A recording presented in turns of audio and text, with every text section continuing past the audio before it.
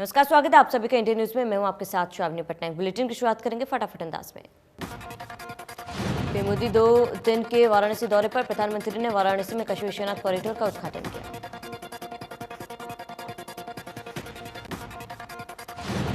PM Modi ने काशी विश्वनाथ मंदिर में पूजा अर्चना की। साथ ही पीएम ने काशी के कोतवाल काल भैरव जी के दर्शन किए।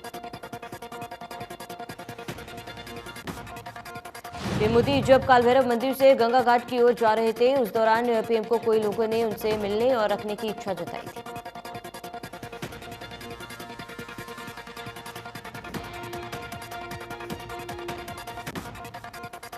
पीएम मोदी ने गंगा नदी में डुबकी लगाई। उन्होंने स्नान करने के बाद पूजन और ध्यान दिया। इस दौरान सुरक्षा के कड़े इंतजाम रहे।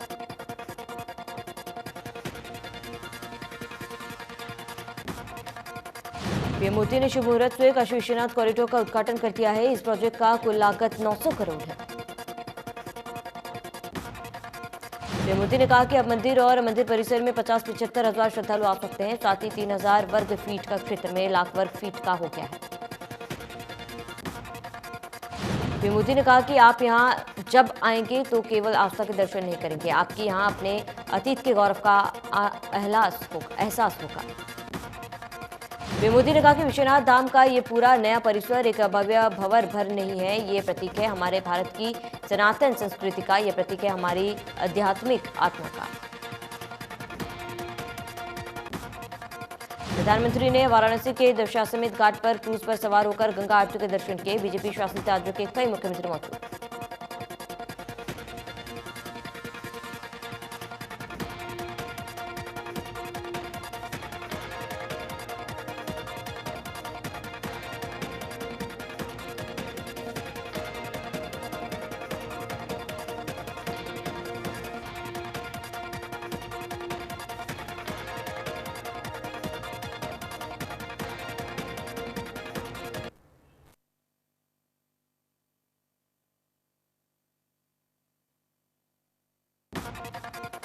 मुख्यमंत्री मनोहर लाल भी प्रधानमंत्री मोदी के साथ गंगा आरती में शामिल। सीएम ने आरती के दौरान सभी के कल्याण की कामना की।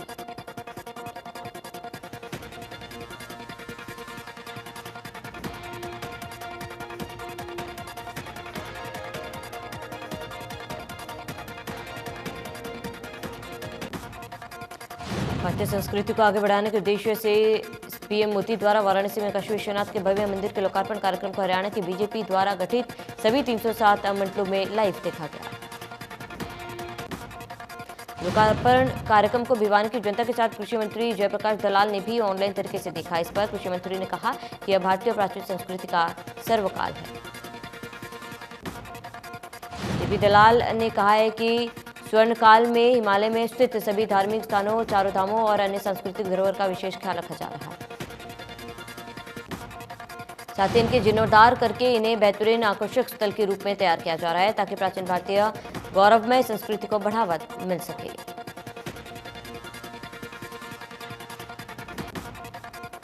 कैथल में गीता जयंती समारोह में कोरोना नियमों की जमकर धज्जियां उड़ाई गई, जबकि ओमिक्रॉन के खतरे के बीच सार्वजनिक स्थानों पर बिना मास्क घूम रहे लोगों के चालान रोके गए। वहीं कार्यक्रम में बिना मास्क जनता के बीच बच्चे और अधिकारी आए। आमजन के चालान काटने वाले भी गायब रहे। स्कूली बच्चे भी कार्यक्रम में बिना मास्क के दिखे। यमुनानगर के हुड्डा सेक्टर 17 के रेड क्रॉस ग्राउंड में गीता महोत्सव में स्कूली छात्रों में सांस्कृतिक कार्यक्रम प्रस्तुत किए, जिसमें यमुनानगर निगम मेयर मदन चौहान मुख्य अतिथि के रूप में पहुंचे। सोनीपत में अंतर्राष्ट्रीय गीता महोत्सव के दूसरे दिन चेयरमैन देवेंद्र सुरा ने लोगों को मुफ्त में पौधे बांटे और लोगों को पर्यावरण के लिए जागरूक किया। और मुख्य अतिथि के रूप में पहुंचे विधायक मोहनलाल बटोली ने कहा कि गीता को पाठ्यक्रम में शामिल करने पर बचपन से ही बच्चों को गीता पढ़ने का मौका मिलेगा।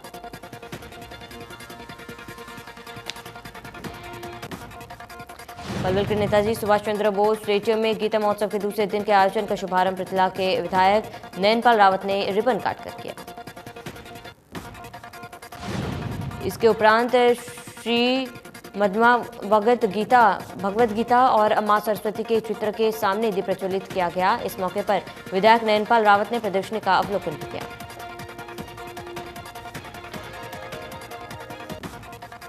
दादरी में अंतर्राष्ट्रीय गीता महोत्सव दूसरे दिन भी सांस्कृतिक प्रोग्रामों की धूम रही। मुख्य अतिथि के रूप में महिला विकास निगम के चेयरपर्सन बबीता फोकाट ने शिरकत की। जबकि दादरी में आयोजित किए जा रहे गीता महोत्सव में काम न मिलने से स्थानीय कलाकारों ने रोष जताया। कलाकारों ने प्रशासन पर आरोप लगाते हुए रोष प्रदर्शन किया। इस दौरान कलाकारों के प्रतिनिधि मंडल ने हरियाणा हाउसिंग बोर्ड के चेयरमैन रजती फोकाट और जिला प्रशासन को गीता महोत्सव स्थल पर ज्ञापन सौंपा। पूर्व सहकारिता राज्य मंत्री एवं भाजपा नेता मनीष ग्रोवर रोहतक में आयोजित अंतर्राष्ट्रीय गीता जयंती समारोह में शिरकत की।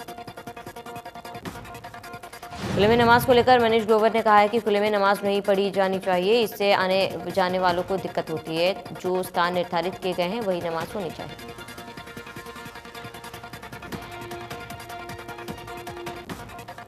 जिन कृषि कानूनों की वापसी के बाद नेताओं के बदले सूर कैथल विधायक लीलाराम किसानों की घर वापसी पर खुशी जाहिर की। उन्होंने कहा किसानों ने आंदोलन स्थगित किया है, इसीलिए वे बधाई के पात्र हैं। साथ ही उन्होंने कहा कि सरकार भी बधाई के पात्र है, जिन्होंने समय रहते बहुत बढ़िया काम किया।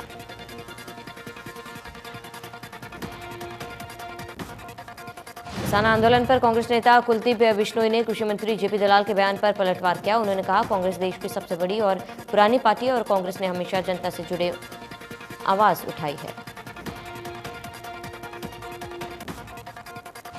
उन्होंने कहा कि कांग्रेस ने कभी भी जनता की आवाज उठाने के पीछे अपना स्वार्थ नहीं देखा। कृषि मंत्री जेपी दलाल ने कांग्रेस पर किसानों के नाम पर राजनीति करने का आरोप लगाया।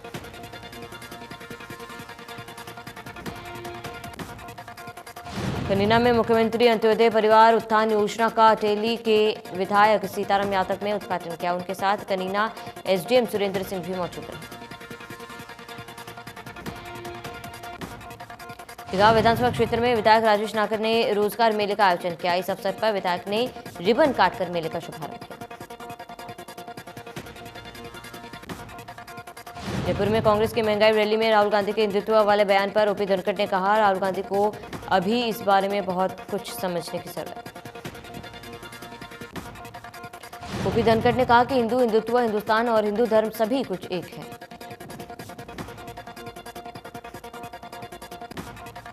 सिरसा के शहीद भगत सिंह स्टेडियम में पिछले 400 दिनों से अधिक से चल रहा किसानों का पक्का मोर्चा 15 दिसंबर को अखंड पाठ के भोग के बाद स्थगित कर दिया गया। दिल्ली बॉर्डर पर धरना स्थगित होने के बाद अब जिलों में किसानों के धरने स्थगित किए जा रहे हैं। गौरतलब है कि सिरसा में चल रहा पक्का मोर्चा हरियाणा का सबसे पहला किसान मोर्चा होगा। पंजाब में आंदोलन शुरू होने के बाद सबसे पहले हरियाणा में सिरसा में पक्का मोर्चा लगा था और ये मोर्चा डिप्टी सीएम दुष्यंत चौटाला और कैबिनेट मंत्री रणजीत सिंह के घर के पास लगाया गया। किसान आंदोलन के कारण बंद चल रहे एनएच के टोल प्लाजा 350 दिनों के बाद एक बार फिर से शुरू हो गया। किसानों ने रिबन काटकर बस्ताड़ा टोल प्लाजा को शुरू करवाया। बस्ताड़ा टोल प्लाजा बंद रहने से सरकार को 300 करोड़ से अधिक के राजस्व का नुकसान हो चुका है। बीते साल 25 दिसंबर को किसानों के विरोध में बाद टोल को फ्री किया गया था।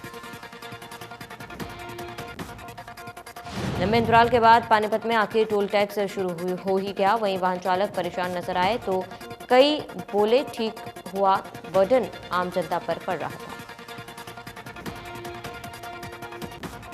हरियाणा में वेयरहाउस के चेयरमैन एवं पृथला से विधायक नैनपाल रावत ने कहा कि मुख्यमंत्री मनोहर लाल और प्रधानमंत्री नरेंद्र मोदी ने इंफ्रास्ट्रक्चर के साथ साथ हमारे धर्मगुरुओं और संस्कृति को बचाने का काम किया। नैनपाल रावत ने कहा है कि कांग्रेस ने अपने और अपने परिवार वालों को बढ़ाने के लिए राजनीति की है, लेकिन मुख्यमंत्री मनोहर लाल राजनीति को लोगों की सेवा का माध्यम मानते हैं।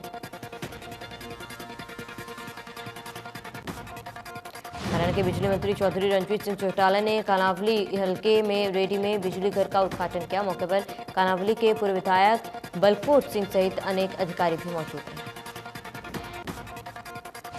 बिजली मंत्री ने बिजली विभाग के अधिकारियों को चेतावनी दी है कि अगर बिजली विभाग के अधिकारी बिजली चोरी में शामिल हुए तो उनके खिलाफ कई कार्रवाई की जाएगी। गीता ज्ञान संस्थान में हरियाणा प्रदेश के परिवहन मंत्री मूलचंद शर्मा ने शिरकत की। गीता मनीषी स्वामी ज्ञानचंद भी रहे उपस्थित।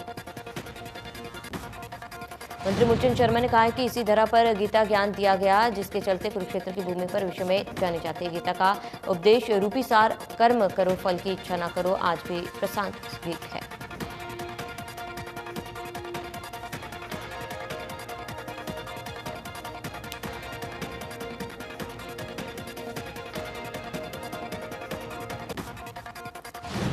अंतर्राष्ट्रीय गीता महोत्सव में पहुंचे प्रदेश के सहकारिता मंत्री बनवारी लाल ने कहा है कि जिन किसानों पर किसान आंदोलन के दौरान मुकदमे दर्ज हुए हैं वो जल्द वापस किए जाएं। पीएम मोदी ने जब कृषि कानून वापस लिए तो अब सब समझौते के मुताबिक धीरे धीरे किसानों के ऊपर दर्ज केस वापस ले जाएंगे। सोनीपत के अटेरना गांव समेत काफी गांव के किसानों को किसान आंदोलन के कारण काफी परेशानियों का सामना करना पड़ा। अटेरना, मनोली, जैनपुर समेत काफी गांव के लोग बेबीकॉर्न की खेती करते हैं। किसानों का प्रतिदिन 2 टन बेबीकॉर्न समय पर न पहुंचने के कारण खराब हुआ। एक बार फिर इंक्लाइट में किसानों की फसल निर्यात होगी और फिर से किसान गुलजार होंगे।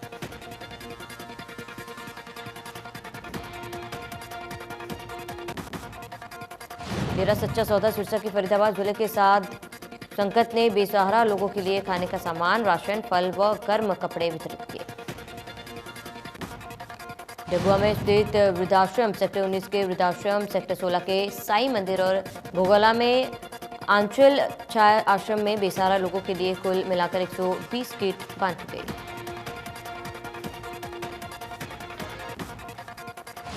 सर्दी के मौसम को देखते हुए डेरा सच्चा सौदा सिरसा के नरवाना और धमतान साहिब के अनुयायियों ने वृद्धाश्रम में गर्म कपड़े व फल वितरित किए।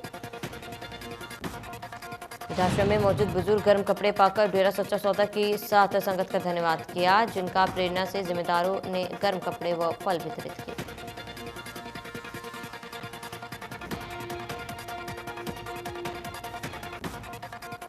विद्यापति कल्याण समिति हरियाणा में भारत कॉलोनी में गरीब लड़कियों और बच्चों के लिए मुफ्त सिलाई सेंटर खोलकर उन्हें सक्षम बनाने के लिए शुरुआत की। पदाधिकारियों ने कहा, हमारा उद्देश्य समाज के लोगों को आगे बढ़ाने के लिए हर संभव लगातार प्रयास करना है।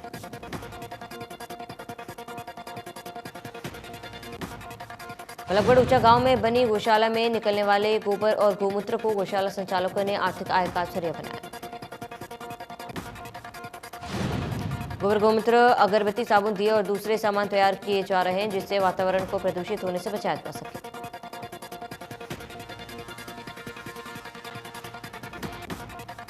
हरियाणा में स्पेशलिस्ट डॉक्टरों की वृद्धि और कुछ अन्य मांगों को लेकर होने वाले डॉक्टरों ने 13 दिसंबर को होने वाली हड़ताल को स्थगित करने का फैसला किया।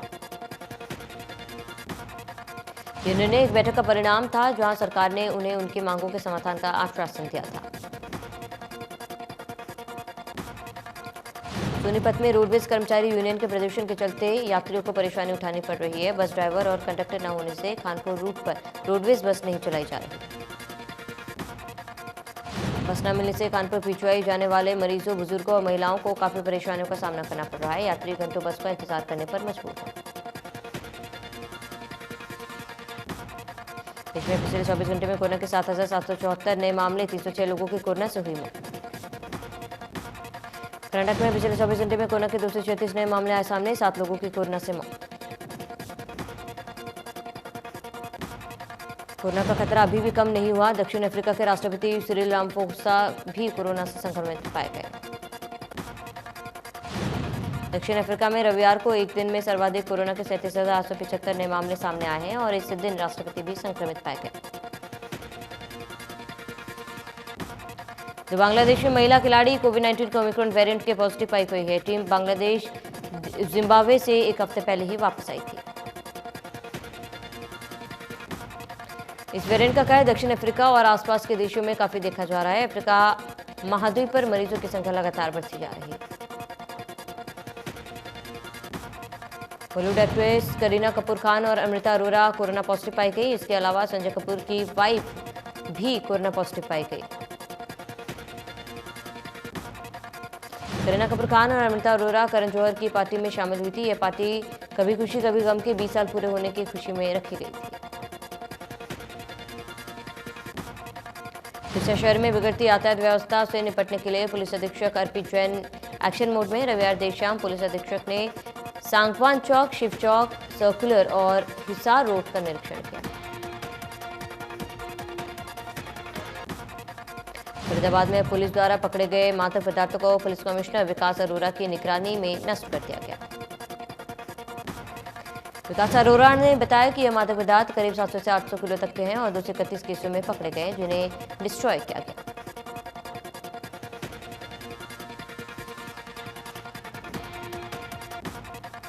बल्लभगढ़ में महिलाओं से छेड़छाड़ करने वाले मनचलों को पुलिस ने दंड बैठक लगवाई, जिसके बाद मनचलों ने पैर पकड़कर माफी मांगी।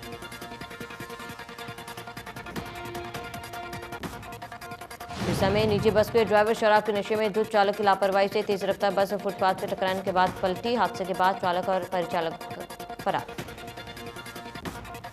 दुर्घटना में करीब 1 दर्जन सवारों को चोटें आई हैं, जिन्हें एम्बुलेंस के नागरिक अस्पताल में उपचार के लिए भर्ती कराया गया।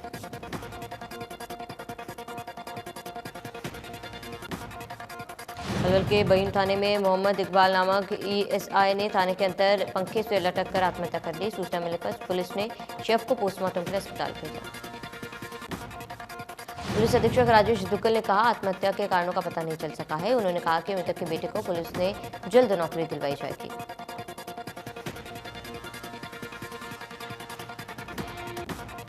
फरीदाबाद के नेहरू कॉलोनी में 21 वर्षीय शख्स ने फांसी का फंदा लगाकर अपनी जीवन लीला समाप्त की। फिलहाल पुलिस ने शव का पोस्टमार्टम करवाकर परिजनों के हवाले कर दिया।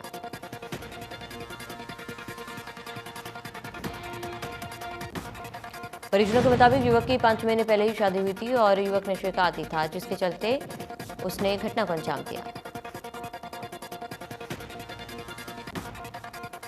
बल्लभगढ़ में ठंड से शख्स की मौत का मामला सामने आया है। मैन बाजार में गली के पास स्थानीय पुलिस ने एक व्यक्ति का शव बरामद किया। पुलिस का मानना है कि इस व्यक्ति की मौत रात को ठंड की वजह से हुई है। पहचान के लिए शव को बीके अस्पताल की मोर्चरी में रखा गया। नगर के सदर थाना क्षेत्र के गांव रायपुर से पुलिस ने रेड कर बड़ी मात्रा में गोमांस पकड़ा। पुलिस ने कुल 4 लोगों के विरुद्ध गौमांस बेचने का मामला दर्ज किया। आरोप है कि यह लोग उत्तर प्रदेश से गौ का मांस लेकर वहां बेचते थे। जिला में बायोमेड कंपनी में सिक्योरिटी सुपरवाइजर का काम करने वाली एक महिला ने गनपुरी थाने में जमकर पुलिस वालों के खिलाफ शोर मचाया। इसी थाने में कंपनी मालिक और कंपनी के मैनेजर के ऊपर छेड़छाड़ करने का मुकदमा दर्ज करवाया गया। पुलिसकर्मियों पर भी प्रताड़ित करने के आरोप। सर का आबोहवा खराब श्रेणी में दर्ज की गई है, जहां एयर क्वालिटी इंडेक्स 2 से दर्ज किया गया। गुरुग्राम में एयर क्वालिटी इंडेक्स 217 दर्ज किया गया, जहां दमा के मरीजों को सांस लेने में दिक्कत हो रही है। फरीदाबाद में हवा की गुणवत्ता में बेहद खराब, फतेहाबाद में भी 217 दर्ज किया गया। अंबाला में भी आबोहवा में सुधार है, जहां एयर क्वालिटी इंडेक्स 166 दर्ज किया गया। भिवानी के आबोहवा में पहले के मुकाबले राहत है, जहां एयर क्वालिटी इंडेक्स 165 दर्ज किया गया।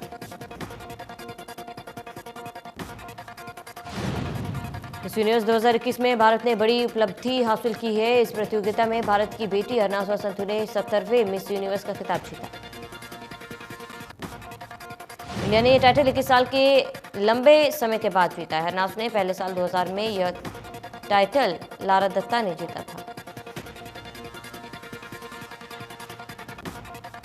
जम्मू कश्मीर के पंत चौक में सोमवार शाम सुरक्षा बलों पर आतंकियों ने हमला कर दिया। इस घटना में 2 जवान शहीद हो गए और 12 जवान घायल हो गए हैं।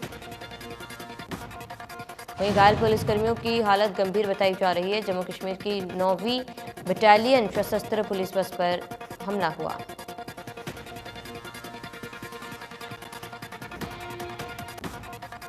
इससे पहले श्रीनगर के रंगरथे इलाके में हुई मुठभेड़ में सुरक्षा बलों ने 2 आतंकियों को मार गिराया। सुरक्षा बलों को सूचना मिली थी कि रंगरथे में आतंकी की मौजूदगी देखी गई। बॉलीवुड एक्टर टाइगर श्रॉफ ने -1 डिग्री टेम्परेचर में शर्टलेस होकर दौड़ लगाई। टाइगर इस वक्त यूके के अपनी फिल्म की तैयारी पर लगे हुए हैं। टाइगर ने इसका वीडियो शेयर किया है, जिसे देख सेलेब्स और फैंस उनकी हिम्मत की दाद दे रहे हैं।